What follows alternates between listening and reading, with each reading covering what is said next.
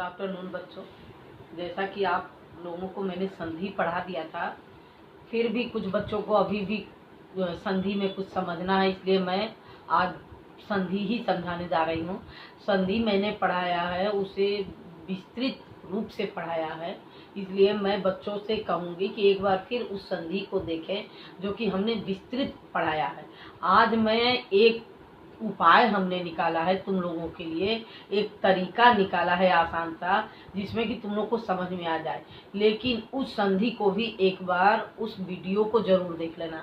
आज के इस वीडियो लेक्चर में मैं विस्तृत नहीं, क्योंकि विस्तृत तो हमने पढ़ा दिया है ऑलरेडी।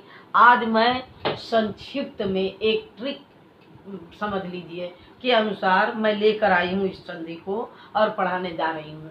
इसे आप समझ लीजिए कि आपको समझने के लिए, लेकिन फिर भी इस वीडियो को देखने से पहले आप पहली वीडियो जरूर देखिएगा, क्योंकि उसमें हमने विस्तृत तरीके से समझाया है। ये एक ट्रिक है जिसे कि आप समझिए। जैसे दो वर्णों का मेल, ये तो सभी को मैंने बताया था, पहली वीडियो लेक्चर में ही हमने आप सबको बता दिया था कि संधि क्या है। इसके पहले मैंने बताया था कि उपसर्ग प्रत्यय क्या है, जो कि क्लास 8th में आप लोग को अच्छी तरह से पढ़ाया जाता है। उपसर्ग प्रत्यय शब्दांश होता है, जिसमें उपसर्ग प्रत्यय में शब्द का अंश मिलता है जो आगे मिले और पीछे मिले और उसके अर्थ को चेंज कर दे। उपसर्ग में एक शब्दांश जो शब्दों के आगे मिलकर उसके अर्थ को परिवर्तित कर देता है, और दूसरा शब्दांश जो शब्द के पीछे लगकर उसके अर्थ को परिवर्तित करते हैं। लेकिन संधि में क्या होता है, संधि में वर्णों का मेल होता है। और वर्ण क्या होते हैं, इसके पहले वीडियो लेक्चर में मैंने बताया था, क्योंकि आपके सिलेबस में वर्ण जरूर पूछेगा। वर्ण विच्छेद कि वह छोटी सी छोटी ध्वनि जिसे तोड़ा न जा सके वो वर्ण है। और जितने व्यंजन है सब स्वरों की सहायता से होते हैं, अर्थात सारे व्यंजनों में स्वर अपने आप मिले होते हैं। तो जब क को वर्ण बनाएंगे तो उसमें से अ निकालेंगे, नीचे हलंत लगाएंगे, तब जाकर के वो वर्ण बनेगा। वही वर्णों का मेल संधि में होता है। तो दो वर्णों का मेल। अब ये देखिए संधि के प्रकार। संधि के 3 प्रकार होते हैं, जैसा कि मैंने अपने पहले वीडियो लेक्चर में भी बताया था। ये प्रकार कौन है, स्वर संधि, व्यंजन संधि और विसर्ग संधि। स्वर संधि में स्वर से स्वर का मेल होता है। व्यंजन संधि में व्यंजन स्वर स्वर, ध्यान दीजिए, एक व्यंजन और दूसरा व्यंजन से मेल होता है, और व्यंजन और स्वर से भी मेल होता है, वो भी व्यंजन संधि होती है। लेकिन व्यंजन मेल, व्यंजन स्वर मेल, स्वर स्वर मेल अगर होता है तो वो स्वर संधि में आएगा। लेकिन व्यंजन संधि में व्यंजन का व्यंजन से मेल, व्यंजन का स्वर से मेल। और विसर्ग संधि, विसर्ग तो आप लोग जानते ही हैं। विसर्ग किसे कहते हैं, ये 2 होते हैं बिंदी, इन्हें विसर्ग कहते हैं। तो विसर्ग संधि। अब हमें पढ़ना है स्वर संधि, क्योंकि हमने पहले वीडियो लेक्चर में भी बताया था कि आपके कोर्स में सिर्फ स्वर संधि है, और स्वर संधि के वैसे भी 5 भेद है। तो हमें तो बस सिलेबस से आप लोगों को मतलब है, आप लोगों को 80 नंबर लाने से मतलब है। तो पढ़ाई करनी है स्वर संधि का, जिसमें स्वर से स्वर का मेल। इसके पहले वाले वीडियो लेक्चर जरूर देख लेना संधि का, तभी आप समझ पाओगे, क्योंकि इसमें विस्तृत नहीं, इसमें एक ट्रिक है। अब दीर्घ संधि। दीर्घ संधि में बड़ी मात्रा का प्रयोग होगा। ध्यान दीजिए, दीर्घ संधि में किसका प्रयोग होगा, बड़ी मात्रा का। तो मात्रा किससे होते हैं, स्वरों से, क्योंकि स्वर ही मात्रा होता है। अ का कोई मात्रा नहीं है, वो व्यंजनों के साथ अपने आप मिला होता है। लेकिन बड़ी मात्रा आ, बड़ी ई, बड़ा, ये होते हैं बड़ी मात्रा। तो दीर्घ संधि, जैसा कि इसका नाम ही है दीर्घ, तो इसमें बड़ी मात्रा का प्रयोग होता है। जैसे अब देखिए, सूर्यास्त, ये आ की मात्रा, मतानुसार आ। अब ध्यान दीजिए, इसमें ये ना सोचिएगा कि शिवालय में तो छोटी मात्रा, इससे हमें लेना देना नहीं है, क्योंकि संधि का मैंने पहले वीडियो लेक्चर में बताया था कि पहले शब्द के अंतिम वर्ण और दूसरे शब्द के प्रथम वर्ण।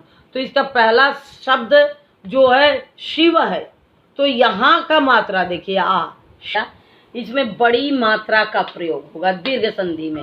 अभी देख रहे हैं सारे बच्चे, सब में बड़ी मात्रा है। शिवालय अभी हमने बताया, कि शिव आ, देखिए यहाँ पे कपीस बड़ी मात्रा, भानुदय बड़ी मात्रा, बधुत्सव बड़ी मात्रा, बधुर्मी ऊ बड़ी, रजनीश बड़ी मात्रा, सब में बड़ी मात्रा है। यहाँ पे बड़ी की मात्रा का प्रयोग है इसका। जबकि मैंने पहले वीडियो लेक्चर में बताया था कि पहले ध्यान देना शब्द के अंतिम वर्ण और दूसरे शब्द के प्रथम वर्ण में जो परिवर्तन हो उसे संधि कर। तो पहला शब्द का जो है अंतिम वर्ण इसका क्या था, सूर्य अ और अस्त, सूर्य धन अस्त सूर्यास्त, मत धन अनुसार मतानुसार, शिव धन आलय शिवालय, कपि धन ईश कपीश, भानु धन उदय भानुदय, बधु धन उत्सव बधुत्सव, बधु धन उर्मी बधुर्मी, रजनी धन ईश रजनीश। तो यहाँ पे सब देखिए बड़ी मात्रा। अब आगे बढ़ते हैं गुण संधि। ये तो था दीर्घ संधि। इतना ध्यान देना कि जहाँ बड़ी मात्रा होगी वहाँ दीर्घ संधि। गुण संधि एक ही मात्रा का प्रयोग होगा। ध्यान देना एक ही मात्रा का प्रयोग होगा।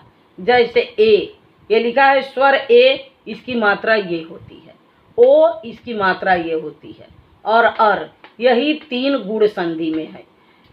एक ही मात्रा का प्रयोग, तो इसमें एक मात्रा, ओ में एक मात्रा, ऊपर शिरोरेखा के ऊपर देखिए एक मात्रा और। जैसे देखिए रमेश एक मात्रा, लंकेश एक मात्रा, ओ में नरोत्तम एक मात्रा, और राजर्षि अर लग गया, ये महर्षि, राजेंद्र एक मात्रा, देवेंद्र एक मात्रा। ये है गुण संधि। इसको रमाधन ईश से बना है, लंका धन ईश से लंकेश, नरधन उत्तम से नरोत्तम, राजधन ऋषि राजर्षि, महाधन ऋषि महर्षि, राजधन इंद्र राजेंद्र, देवधन इंद्र देवेंद्र।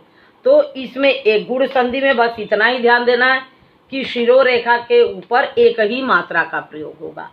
दीर्घ संधि में ध्यान देना है कि सब बड़ी की मात्रा होगी, आ बड़ी ई बड़ा ऊ। तो यहाँ पर देखिए ये बड़ा ऊ है, यहाँ पे आ है और यहाँ पे बड़ी ई है, ठीक है। अब यहाँ पे बधुर्मी नहीं देखना है, ये देखना है बड़ा ऊ। आगे देखते हैं वृद्धि संधि। वृद्धि मतलब मात्रा एक बढ़ गया, बड़ी मात्रा एक ही मात्रा का प्रयोग, अब वृद्धि में एक और मात्रा बढ़ गया, माने यहाँ पे दो मात्रा का प्रयोग होगा। अय इसके शिरोरेखा के ऊपर दो मात्रा है, इसका ये है स्वर, और ये शिरोरेखा के ऊपर दो मात्रा है। गुण संधि में शिरोरेखा के ऊपर एक मात्रा था, वृद्धि संधि में शिरोरेखा के ऊपर दो मात्रा का प्रयोग हुआ। जैसे एक का एक देखिए दो मात्रा, सदैव दो मात्रा, परमौज दो मात्रा, तथैव दो मात्रा। ये है वृद्धि संधि। एक धन एक एक, सदा धन एव सदैव, परम धन ओज परमौज, तथा धन एव तथैव। अब आगे बढ़िए यड़ संधि। यड़ संधि में शब्द में य र व से पहले आधे वर्ण का प्रयोग होगा। ध्यान दीजिए, य आता है या र आता है या व आता है तो उसमें आधे वर्ण का प्रयोग होगा जब यड़ संधि।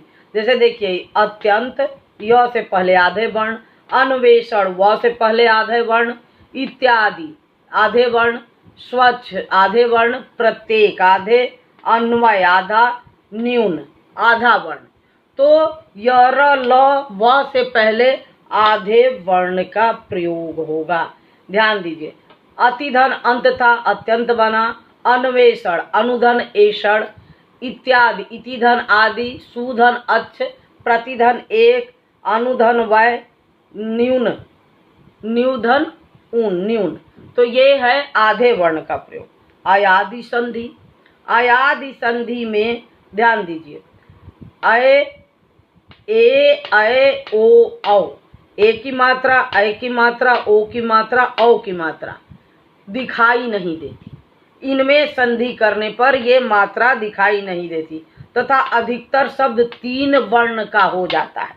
जैसे देखिए नयन, नायक, नायिका, शयन, गायिका, पवन, भावुक, पावक, ये सब तीन शब्द है।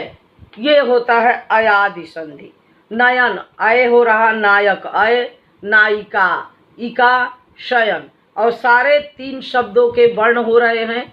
तो नयन में आपका बनेगा नेधन, अन, नयन, नायक, नय धन अक, नायक ने धन अक, नायिका नय धन इका, शयन शे धन यन, गायिका गय धन इका, पवन पो धन अवन, भावुक भा धन उक, पावक पौ धन अक, पावक, भावुक भौ धन उक, भावुक। ये है आपकी संधि। अब इसके बाद अगर किसी बच्चे को कोई भी डाउट है तो मेरी पहली वीडियो जरूर देखेगा संधि का। ठीक है, आज बस यहीं तक। थैंक्स। इसके बाद आप सारे बच्चे ध्यान दें। आज बस यहीं तक।